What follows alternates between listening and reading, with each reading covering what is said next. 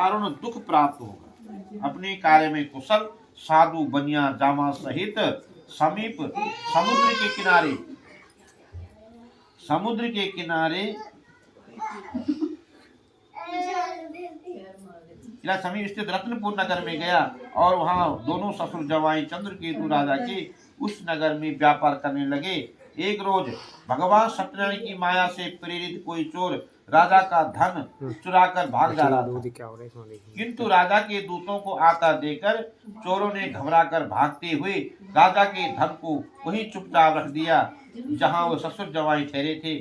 जब दूतों ने उस साधु वैश्य के पास राजा के धन को रखा देखा तो दोनों को बांध कर ले गए और प्रसन्नता से दौड़ते हुए राजा के समीप जाकर बोले कि या दो चोर हम पकड़ कर लाए, देकर आज्ञा दे। तब राजा की आज्ञा से उनको कठिन कारावास में डाल दिया गया और उनका धन छीन लिया। सत्यनारायण भगवान के श्राप के द्वारा उनकी पत्नी भी घर पर बहुत दुखी हुई और घर पर जो धन रखा था चोर उसे चुरा कर ले गए। शारीरिक व मानसिक पीड़ा का भूख प्यास से अति दुखित हो अन्न की चिंता में कलावती एक ब्राह्मण के घर गई। वहां उसने सत्यनारायण भगवान का व्रत होते देखा, फिर कथा सुनी तथा प्रसाद ग्रहण कर रात को घर आई। माता ने कलावती से कहा, हे पुत्री, अब तक कहाँ रही, वह तेरे मन में क्या है? कलावती बोली, हे माता, मैंने एक ब्राह्मण के घर सत्यनारायण भगवान का व्रत होते देखा।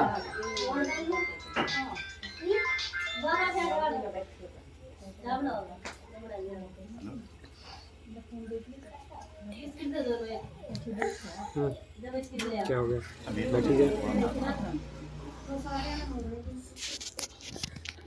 भगवान के ब्राह्मण के घर से सत्यनारायण व्रत देखा। कन्या के वचन सुनकर लीलावती भगवान के पूजन की तैयारी करने लगी। लीलावती ने परिवार और बंधुओं सहित श्री सत्यनारायण भगवान का पूजन किया और वर मांगा कि मेरे पति और दामाद शीघ्र घर आ जाएं। साथ ही प्रार्थना की, हम सबका अपराध क्षमा करो। सत्यनारायण भगवान इस बात से संतुष्ट हो गए और राजा चंद्रकेतु को स्वप्न में दर्शन देकर कहा कि हे राजन, दोनों वैश्यों को प्रातः ही छोड़ दो और उनका सब धन जो तुमने ग्रहण किया है वह दे दो, नहीं तो मैं तेरा धन राज्य पुत्र सब नष्ट कर दूंगा। राजा से ऐसे वचन कहकर भगवान अंतर्ध्यान हो गए। प्रातः काल राजा चंद्रकेतु ने सभा में स्वप्न सुनाया, फिर दोनों बाणिक पुत्रों को कैसे मुक्त कराया, सभा में बुलाया और कहा कि हे मान भावो, भाग्यवश तुम्हें ऐसा कठिन दुख प्राप्त हुआ, अब तुम्हें कोई भय नहीं है। ऐसा कहकर राजा ने उनको नई नई वस्त्र भूषण पहनाए था, उनका जितना धन लिया था उसे गुना धन देकर आदर से विदा किया। दोनों वैश्य अपने घर को चल दिए। बोल सत्यनारायण भगवान की। सूजी बोले, वैश्यों ने मंगलाचार करके यात्रा आरंभ की और अपने नगर को चला। उनके थोड़े दूर निकलने पर दंडी वैश्यधारी सत्यनारायण ने उनसे पूछा कि हे साधु, तेरी नाव में क्या है? ये साधु, तेरी नाव में क्या है? अभिमानी बाणिक हंसता हुआ बोला कि हे दंडी, आप क्यों पूछते हो? क्या धन लेने की इच्छा है? मेरी नाव में तो बेल पत्ते भरे हैं। वैश्य का कठोर वचन सुनकर भगवान ने कहा, तुम्हारा वचन सत्य हो। दंडी ऐसा कहकर वहां से दूर चले गए और कुछ दूर जाकर समुद्र के किनारे बैठ गए। दंडी के जाने पर वैश्य ने नृत्य किया करने पर के बाद नाव को ऊंची उठी देकर अचंबा किया था। नाव में बेल पत्ते आदि देकर मूर्छित हो जमीन पर गिर पड़ा। फिर मूर्छा खुलने पर अत्यंत शोक प्रकट करने लगा। तब उसका दामाद बोला कि आप शोक ना करें, यह दंडी का श्राप है, अतः उनकी शरण में चलना चाहिए, तभी हमारी मनोकामना पूरी होगी। दामाद के वचन सुनकर वह दंडी के पास पहुंचा और अत्यंत भक्ति भाव से नमस्कार करके बोला, मैंने जो आपसे असत्य वचन कहे थे उनको क्षमा करो। ऐसा कहकर महान सुख होने लगा। तब दंडी भगवान बोले, हे बाण के पुत्र, मेरी आज्ञा से बार बार तुम्हें दुख प्राप्त हुआ, तू मेरी पूजा से विमुख हुआ। साधु बोला, हे भगवान, आपकी माया से ब्रह्मा आदि भी आपके रूप को नहीं जानते, तब मैं अज्ञानी कैसे जान सकता हूँ? आप प्रसन्न हो जाइए, मैं समर्थ के अनुसार आपकी पूजा करूंगा। मेरी रक्षा करो और पहले के समान नौक में धन भर दो। उसके भक्ति युक्त वचन सुनकर भगवान प्रसन्न हो गए, उसकी इच्छा अनुसार वर देकर अंतर्ध्यान हो गए। तब उन्होंने नाव पर आकर देखा कि नाव धन से परिपूर्ण है। फिर वहाँ भगवान सत्यनारायण का पूजन कर साधुओं सहित अपने नगर को चला। जब अपने नगर के निकट पहुंचा तब दूतों को घर भेजा। दूत ने साधु के घर जाकर उसकी स्त्री को नमस्कार कर कहा ये साधु कहा कि साधु अपनी दामाद सहित इस नगर के समीप आ गए हैं। ऐसा वचन सुनकर साधु की स्त्री ने बड़े हर्ष के साथ सत्यदेव का पूजन कर पुत्री से कहा, मैं अपने पति के दर्शन को जाती हूँ, तू कार्य पूर्ण कर, शीघ्र आ। माता के ऐसे वचन सुनकर कलावती प्रसाद छोड़कर पति के पास गई। प्रसाद की अवज्ञा के कारण सत्यदेव ने रुष्ट हो गए, उसके पति को नाव सहित पानी में डुबो दिया। कलावती अपने पति को ना देकर रोती हुई जमीन पर गिर गई। इस तरह नौ को डूबा हुआ तथा कन्या को रोता देकर साधु दुखित हो बोला, हे प्रभु, मुझसे या मेरे परिवार से जो भूल हुई उसे क्षमा करो। उसके दीनहीन वचन सुनकर सत्यदेव प्रसन्न हो गए और आकाशवाणी हुई, हे साधु, तेरी कन्या मेरे प्रसाद को छोड़कर आई है, इसलिए इसका पति अदृश्य हुआ है। ऐसी आकाशवाणी सुनकर कलावती ने घर पहुंचकर प्रसाद खाया, फिर आकर पति के दर्शन किए। तत्पश्चात साधु ने बंधु बांधवों सहित सत्यदेव का विधि पूर्वक पूजन किया। इस प्रकार वहां इस लोक का सुख भोकर अंत में स्वर्ग लोक हो गया। बोल सत्यनारायण भगवान की।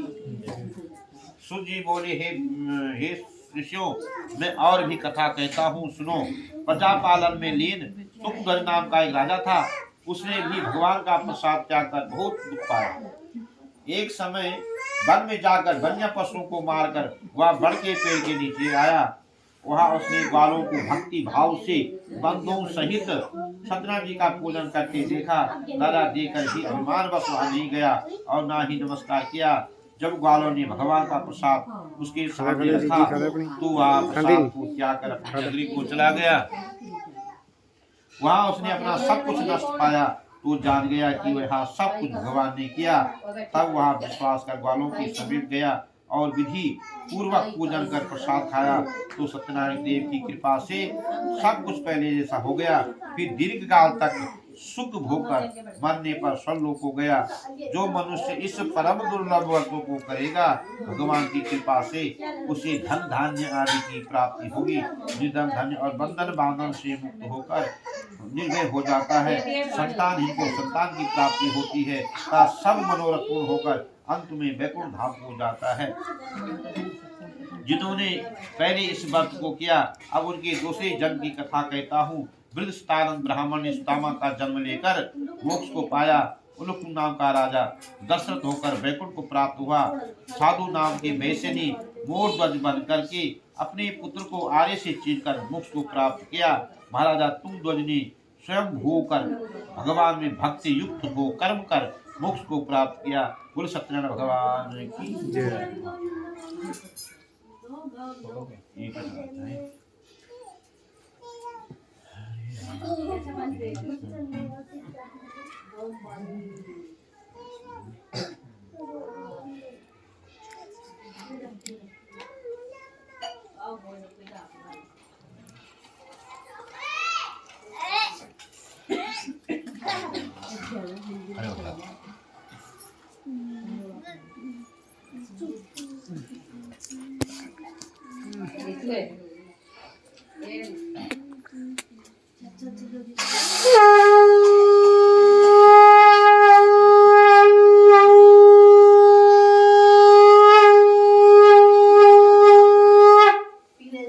ओम जय लक्ष्मी रमण स्वामी जय लक्ष्मी रमण सत्यनारायण स्वामी सत्यनारायण स्वामी जन पातक हरण।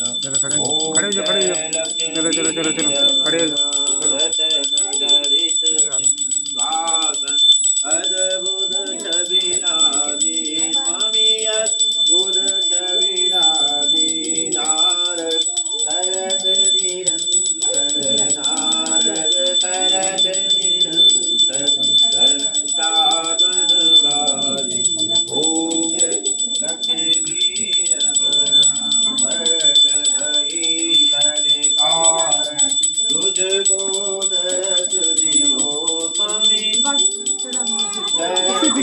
ये तो सिखा दिए चढ़ा दे किथे चढ़ाना उसे ले ही नहीं ले चढ़ा दे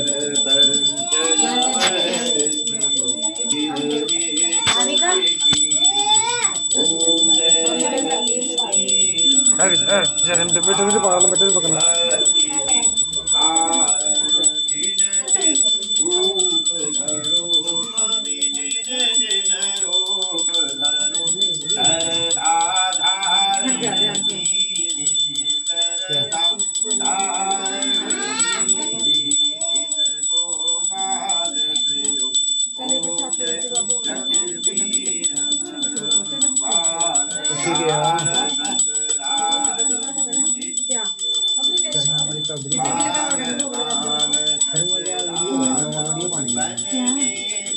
वीडियो बना के पा देंगे 3-4 कई लोग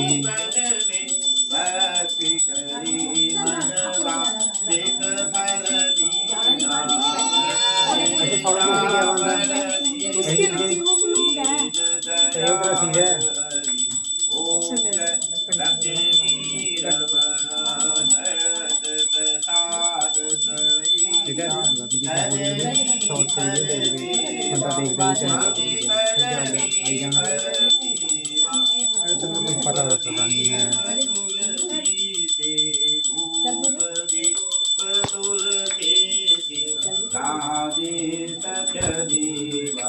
ओम जय